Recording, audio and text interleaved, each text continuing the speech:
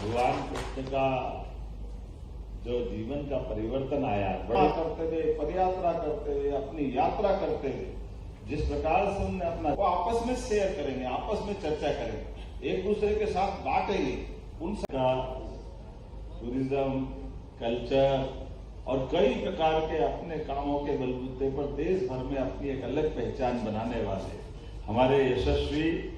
पर्यटन एवं संस्कृति माननीय गजेंद्र सिंह शेखावत जी का मध्य प्रदेश में उज्जैन में आपका अभिनंदन है, आपका स्वागत। मंच वैसे तो बहुत प्रतिष्ठित मंच है और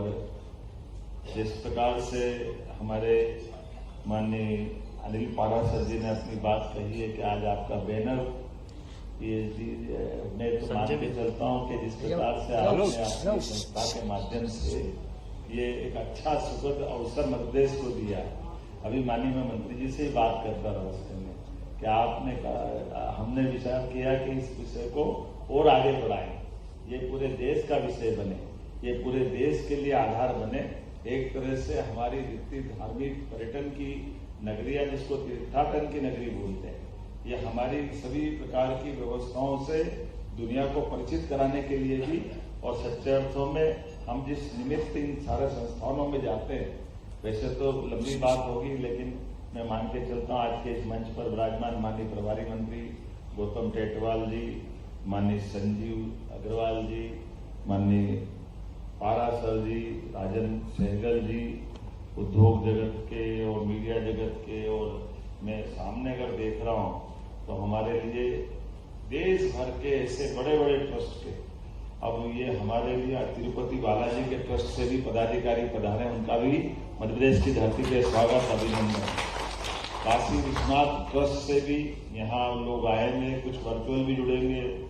महाकाल ट्रस्ट से, साईं बाबा शिरडी के साईं बाबा से और आनंदपुर धाम से आप पधारे, आपका भी अभिनंदन, आपका भी स्वागत। हमारे लिए स्थान अब पहले भक्ति चारू जी महाराज के समय आपने सही कहा महाराज जी, भक्ति चारू जी महाराज ने जब सिंहस्थ का आयोजन हुआ उसके बाद वो यहाँ करके उनने अपने देश के साथ खासकर जैसे भगवान कृष्ण की लीलाओं से जुड़े हुए स्थानों पर हमारे स्थान की थोड़ी दृष्टि रहती है और वो उससे जोड़ करके आज के संदर्भ में इस काम का विकास चाहते हैं और विकास इस काम का विकास में इस काम के माध्यम से हमारे बीच वो पवित्र भावना लाना चाहते हैं। तो हमने कहा कि जब द्वारका में है, मथुरा में है, तो शांतिपनी की नगरी कैसे छूट सकती है। हमारे लिए उज्जैन का ये आनंद है और भगवान कृष्ण का जो जीवन का परिवर्तन आया बड़े पैमाने पर, यद्यपि कंस को पराजित करने के बाद उनका विराट रूप दुनिया ने भले ही देखा, लेकिन विराट रूप का बीज अगर कहीं पड़ा तो वो उज्जैन अवंतिका शांतिपनी आश्रम में पड़ा। हमें इस बात का आनंद है। एक साथ कई प्रकार की शिक्षा, 64 कला, 14 विद्या, चारों वेद, सभी पुराण और जीवन की सबसे सार, जैसे माननीय गजेंद्र जी ने कहा है कि दुनिया के अंदर भौतिक आकर्षण हो सकता है, दुनिया में बहुत, और भौतिक आकर्षण के लिए एक दौर में नहीं कई दौर में कई देशों ने कई प्रकार से विकास करते हुए अपनी अपनी यात्रा तय की, लेकिन अंततः वो हमारे उस मूल तत्व को समझने के बजाय बाद के आने वाले मंडलों से, बाद में आने वाले परिवर्तनों से झेल नहीं पाए। उनके अंदर वो लचीलापन नहीं था। भौतिक के बाद शरीर, मन, बुद्धि, अलग अलग प्रकार से वो अपने विकास की यात्रा के पड़ावों को, इनके साथ आखिरी में आत्मा के लिए जब विचार करने के विषय आया तो शरीर, मन, बुद्धि के साथ आत्मा का विचार अगर होगा तो इस मनुष्य जगत में ये गारंटी से कह सकता हूं कि आत्मा के विकास के लिए हिंदुस्तान के अलावा कोई जगह नहीं मिलेगी जहां वो अपने इस पूरे शरीर के समुच्चय का सब प्रकार से इसके अंदर उमड़ते घुमड़ते प्रश्नों के उत्तर अगर ढूंढने आएगा तो उसको हमारे देश से संबंध आना पड़ेगा। और ये बात में गौरांग स्वरूप जी के माध्यम से आपने महाराज जी ने भी रखी है कि आज भी ये बात सही है कि हमारे देशों की सीमा हो सकती भौतिक रूप से, राजसत्ताओं के माध्यम से। हमारी सीमाओं की सीमा है, लेकिन जो हमारी आध्यात्मिक सीमा है, आप पर्सिया ईरान की बात बिल्कुल आपने सही कहा कि गुरु नानक जी ने वहां तक अपनी यात्रा की है, और जब बौद्ध धर्म के बामियान की प्रतिमाओं पे तोप के गोले जब अफगानिस्तान में चल रहे थे, तो वो प्रतिमा पे नहीं, हमारे सबके कलेजे पे चल रहे थे। हमारे अंदर में वो भावना के आधार पर एहसास हो रहा था कि कहां तक हमारा सांस्कृतिक रूप से ये हिंदुस्तान था, और ये परिस्थितियों के कारण से। लेकिन आज सीमाओं के आधार पर प्रकाश राज मंदिर हम अलग नहीं कर सकते। हमको वही आनंद आता है जब हमारी 51 शक्तिपीठ में ढूंढेंगे तो शक्तिपीठ हमको वहां ले जाता है। राजसत्ताओं की सीमाएं बनती बिगड़ती रही, लेकिन ये इसी कारण से हमारी सांस्कृतिक एकता भी रही। और हमारे देवालय ये केवल देवस्थान की पूजा का केंद्र नहीं। अगर हम बाबा महाकाल के मंदिर की कल्पना करें, अब तो बाबा महाकाल के मंदिर में महालोक के आधार पर, मेरे को लगता नहीं कि शायद मैं गलती नहीं कर रहा हूं, तो लगभग 1000 बीघा में कोई मंदिर हो सकता है बाबा महाकाल के बारे में। मुझे नहीं मालूम है कि कोई और मंदिर हो, लेकिन 1000 बीघा का हमारा पूरा महारुद्र सागर सहित पूरा कैंपस, और उस पूरे कैंपस के अंदर की जो मंदिर की स्थापत्य की भी 250 साल पुरानी ये 3 तल की उसकी बनावट, जिस बनावट के बलबूते पर उसके अंदर क्या क्या बताया गया है, वो भी स्थापत्य के उदाहरण हमको दोबारा बोलूंगा तो लंबा हो जाए। लेकिन अगर हम पूरे देवालय के अंदर भगवान का खुद का घर देखें कि भगवान का क्या है, तो भगवान का वो 15 बाई 15 के तो गर्भगृह है, उसी में तो वो अपना आनंद के साथ बैठे। बाकी तो सब हमारे लिए है, ये हमारी संस्कृति है हजारों हजार साल से, कि जहाँ कहीं रंग मंडप है,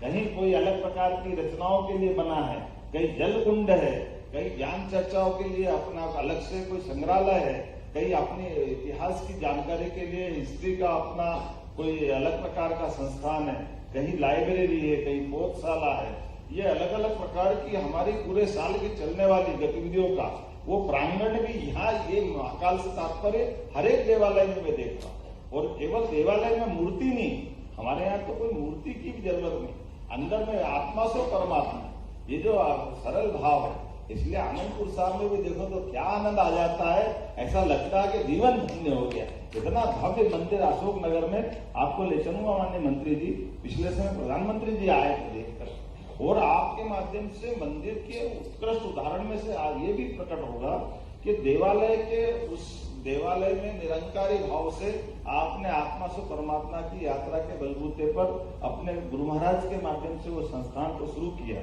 लेकिन उस कैंपस के अंदर मेरे ख्याल लगता कि 10,000 बीघा से बड़ा कैंपस है, जहाँ खेती किसानी कैसे करना चाहिए वो खेती किसानी सिखा रहा, और खेती किसानी के साथ में आप ये जो बंट छपू आपने कहा, वास्तव में भंडारा साथ में भोजन परमात्मा ने सबके भाग्य में दिया,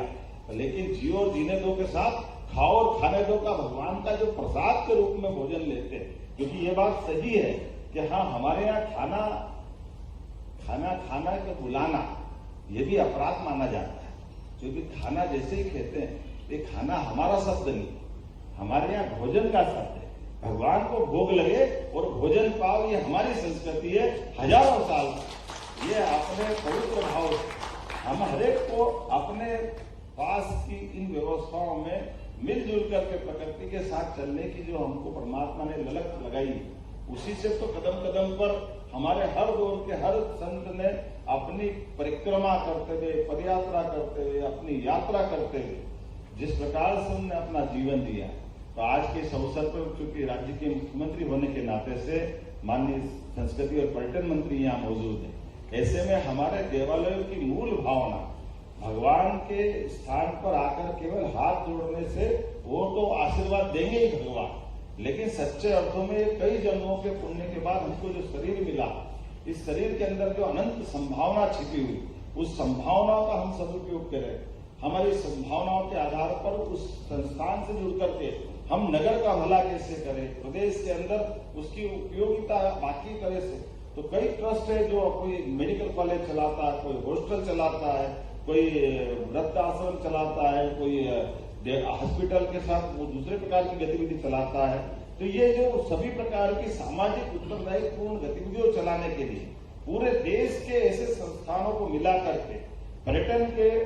भले ही बैनर हो, लेकिन पर्यटन के साथ में तीर्थाटन की भावना के आधार पर मनुष्य मात्र का, समाजों का, प्रदेश का भला कैसे हो जाए, ये जो पूरी कल्पना की गई, उस कल्पना का हमारा ये आधार है अपना ये आज की इस कार्यक्रम की मूल रचना। और इसीलिए कल्चर मिनिस्ट्री से कहा कि आज इस बैनर के माध्यम से हम बैठे हैं, तो इस बैनर को और बढ़ाने की आवश्यकता माननीय मंत्री जी ने कहा है कि हम बार बार बैठेंगे, पूरे देश के सामने मॉडल खड़ा करेंगे और हर एक राज्य के अंदर ऐसे बेहतर से बेहतर जो संस्थान है उनकी विकास की कौन कौन सी अच्छी बातें वो आपस में शेयर करेंगे, आपस में चर्चा करेंगे, एक दूसरे के साथ बांटेंगे। उन सारी बातों को लेकर कैसे हम अपने को इस तरह से और समृद्ध हो सकते हैं। और ये इसलिए ज्यादा जरूरी है कि यशस्वी प्रधानमंत्री के नेतृत्व में जोरदार अभिनंदन माननीय नरेंद्र मोदी जी का करें, जिन्होंने ये दृष्टि दी हमें। आप बताइए, बनारस कई साल पहले से आते थे और अहिल्या माता ने हमारे इंदौर से जाकर के, वो अहिल्या माता ने उस काल में जब बहुत कठिन काल और उनकी तो केवल 5 जिले की सत्ता थी, लेकिन उन्होंने यहाँ दृष्टि दी कि बनारस में भी पूजा करने के लिए अहिल्या माता ने बनारस का आज मंदिर हमको उपलब्ध कराया। भगवान के उसी मंदिर में आज भी पूजा हो रही है। ठीक है, वो पुरानी उस घटना के बाद और भी कुछ चीजें जुड़ रही है, वो अपन देखेंगे। विक्रमादित्य का 2000 साल पहले का मंदिर जो ध्वस्त हुआ, वो राजा विक्रमादित्य ने 2000 साल पहले बनाया था। 84 काले कसौटी के खंभा वाला मंदिर जो बाद में बाबर के समय ध्वस्त हुआ था, अब तो सुप्रीम कोर्ट के निर्णय से बना। तो ये जो हमारी मूल स्थापत्य की बड़ी बड़ी अट्टालिका,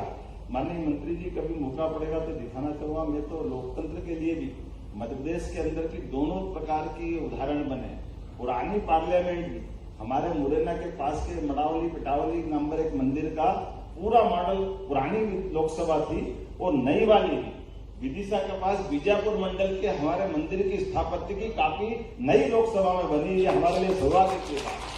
तो हमारे देवालय भी लोकतंत्र के लिए एक तरह से मॉडल हो सकते हैं। ये कितना अच्छा सोच। तो आज के इस अवसर पर बोलने के लिए तो बहुत कुछ है, लेकिन ये उद्घाटन सत्र था। अभी 1 to 1 काफी और चर्चा चलेगी, मिलकर के दिन भर के कार्यक्रम बने। मैं पर्यटन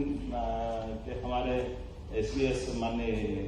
शिवशेखर जी को बधाई देना चाहूंगा और इस अवसर पर माननीय महापौर जी, माननीय पूर्व विधायक राजेंद्र भारती जी, वक्फ बोर्ड के हमारे अध्यक्ष डॉक्टर सनवर पटेल जी, जिला अध्यक्ष भाजपा संजय अग्रवाल जी, उमेश जी, परेश जी, रवि जी और संजय जी, विजय चौधरी जी, पंकज जी, सारे मित्रों के साथ, क्योंकि ये हमारे लिए नगर की बात थी। नगर की तरफ से उज्जैन जरूर उपलब्ध है, लेकिन उज्जैन के पीछे पूरा प्रदेश ऐसे अच्छे कामों के लिए पूरे देश के साथ खड़ा, ये संकल्प लेने की आवश्यकता है। उसी निमित्त में आज आपके बीच में आया हूं। पुनः प्रदेश की ओर से आप सबका स्वागत करता हूं, अभिनंदन करता हूं। जैसे कहा है कि आज गणेश चतुर्थी और गणेश जी तो सभी कामों के लिए, गणेश जी का स्मरण कर लो, सारे काम सफल हो जाते हैं। हमने कहा आज का दिन से अच्छा कौन सा दिन होगा,